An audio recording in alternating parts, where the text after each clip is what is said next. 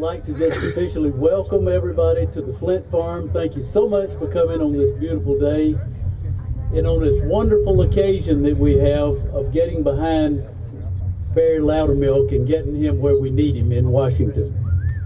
And I'll without further ado, turn the program over to Barry Loudermilk. Thank you, Barry. Wow, what a great day to be outside in Waleska, Georgia. And first, I want to thank so much to Dr. and Mrs. Flint for all your support in opening up your beautiful home for us. Give them a round of applause for allowing us to be out here today.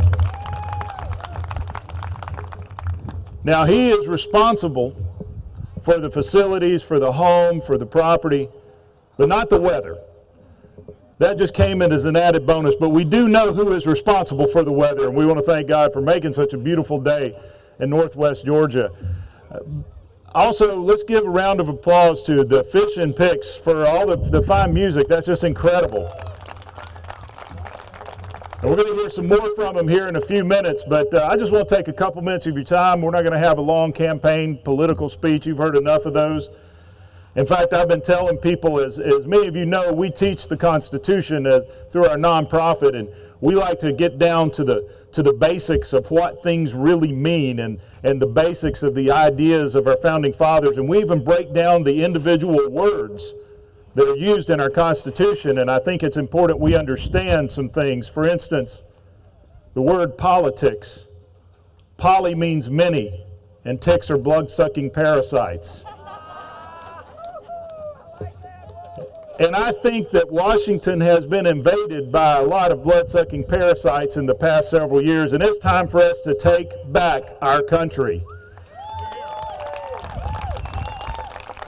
As we're out here tonight, one of the great things of today has reminded me, especially as we were getting ready over the past week, just thinking about today and being out in the outdoors, just kind of kicking back, enjoying the nature, the beauty of God's creation, and just kind of taking things easy for a while. It's been a great break for our family to do this, but I was thinking of how when I was a child, this is a lot like what life was. It was carefree. I remember as a child thinking how great America was because you had the ability to achieve anything that you wanted to achieve. There was no limit.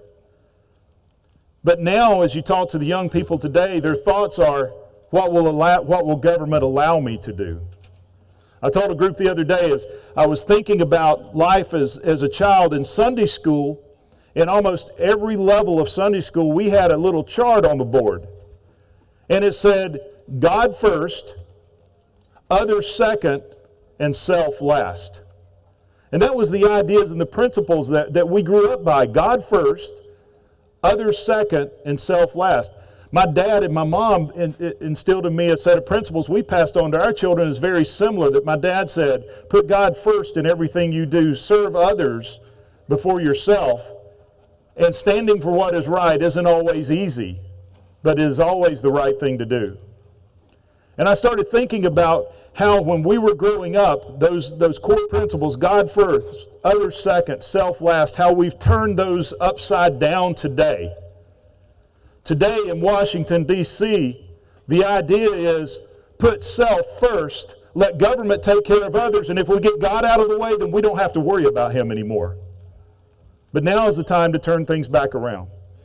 What is great is as we started this campaign, I told our campaign team, everyone knows America is messed up, that there is a lot of things wrong with this nation, but I believe we can turn this nation around. I believe in American exceptionalism. I believe because I know our history, and when we pull together as a people, there is not a challenge that we cannot overcome. And now is the challenge. Now is the time that we have to stand up. Now is the time. It is not going to be easy. It's going to be difficult. But we can do this. We have to do it. As I think about when I was a child, life was so different. When I would go to school, a pocket knife was part of every boy's attire. We never went anywhere without a pocket knife. I would get up on Saturday mornings and I would go outside the house, never put on a pair of shoes. And we would do the craziest things that people just think are totally wild today. We rode bicycles without helmets and knee pads and elbow pads. And sometimes we even rode them barefooted. And you know what? We skinned our knees, we skinned our feet, we got bumps and bruises, but that was okay because it was no one else's fault but our own. We look to ourselves, and that's what is great about America and our culture, as we look to ourselves. We can turn this thing back around. It's the individual spirit, the identity of Americans that make us great, that make us unique from every other nation in the world, is the idea of American exceptionalism. There is not a challenge that we cannot overcome.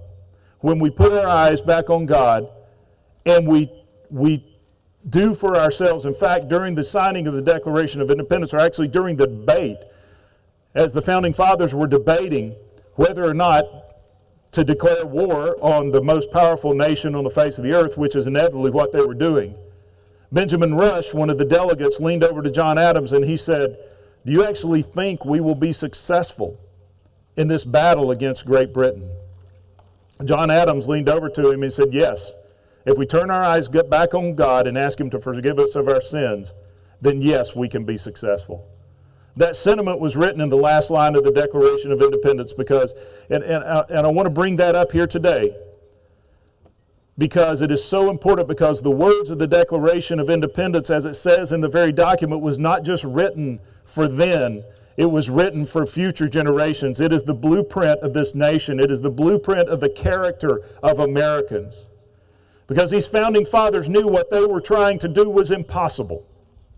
To take on the most powerful military force in the history of the world with what was known as Washington's ragtag rabble and Washington's country clowns. It was impossible.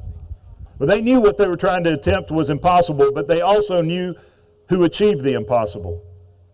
And they closed out that very document with these words: "And in support of this declaration, with a firm reliance on the protection of divine providence, we mutually pledge to each other our lives, our fortunes, and our sacred honor." What they were saying is, we know what we're trying to do is impossible, but we believe that we're following God's providence. And if we follow Him and we dedicate ourselves to what we're doing, then we will be successful. We find ourselves in a very similar situation as our founding fathers did. When you look at it, in fact, if you look at the top 15 issues today, they're identical to the top 15 issues in 1776. And they overcame it. We can overcome. We can take this nation back. And we can turn this nation that was designed to be a government of the people, which Washington has turned it into a government over the people. We can take our nation back. And if you've noticed, I said we. Because if you send me to Washington and expect me to do it, you're going to be disappointed. Because all I am is the voice of the people. And it's going to take all of us working together. But I know, beyond a shadow of a doubt, that we can do this because we are Americans and we're proud of our heritage. But more importantly, our children and grandchildren deserve better than what we're passing on to them. As I talk to my children, I tell them about what life was like when I was a young child. They tell me, "Dad, that's what I want. I just want the America that you had." I was speaking to a group of college students recently, and I asked them, I said, "How many of you believe that you will be able to achieve the American dream?" And about that, out of that entire room, only 2 people raised their hand. They had lost hope. But we can show them we deserve to give them better, and we can do this. Let me close with a story that inspires me, and even as many times as I've told this story, I still get inspiration from it because it shows the true character of American exceptionalism. And it shows how exceptionalism can achieve the impossible when you put your eyes upon your cause and not the circumstances around you. And it also shows what one person who believes in their cause can achieve.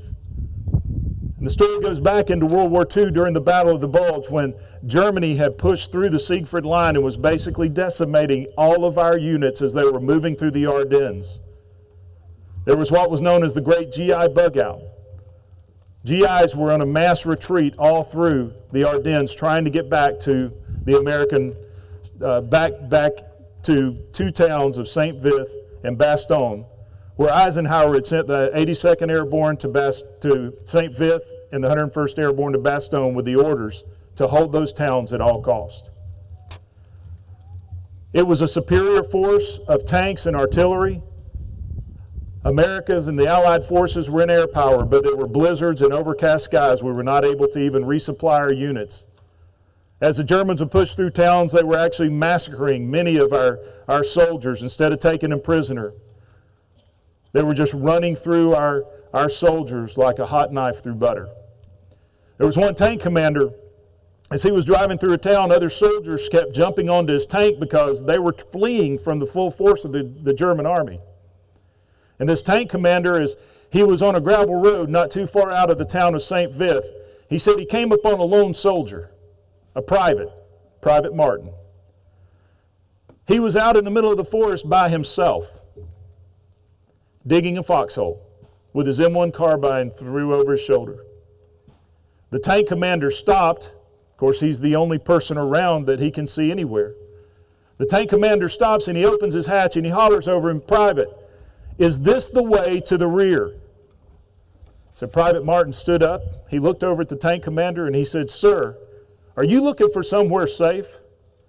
He said, "Yes, I am." He said, "Well, then pull that tank behind me. I'm 82nd Airborne. This is as far as the Germans are going to get." One soldier, so dedicated to his cause, he didn't consider the circumstances. He was willing to take on the entire German army of panzer tanks and artillery with nothing but a rifle because he believed in his cause. It was impossible. But what happened is it so inspired that tank commander.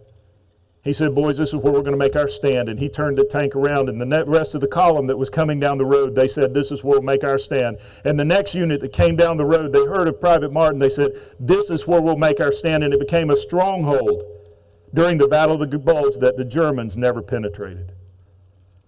I believe the spirit of Private Martin is still alive in the people that are sitting out here today who have had the vision of America. All we have to do is tap into it and bring hope to the next generation that we can take this nation back and give us a nation, one nation under God that our children will have that is free, safe, and full of opportunity.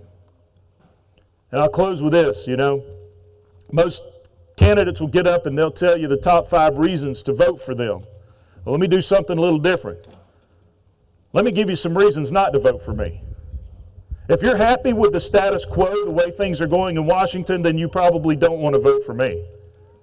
If you want somebody who's going to go to Washington to go there just to get along and keep going the direction things are going, then you don't want to send me to Washington.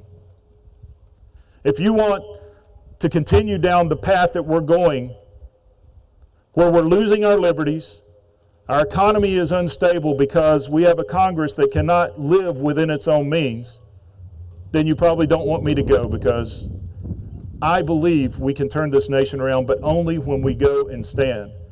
But if you want to join together with us to take this nation back, then thank you for your help to get to Washington, D.C. I want to thank you for being here. This is a great event. It's wonderful to have all these folks out here. I want to say God bless you and God bless America. And next, I think we're going to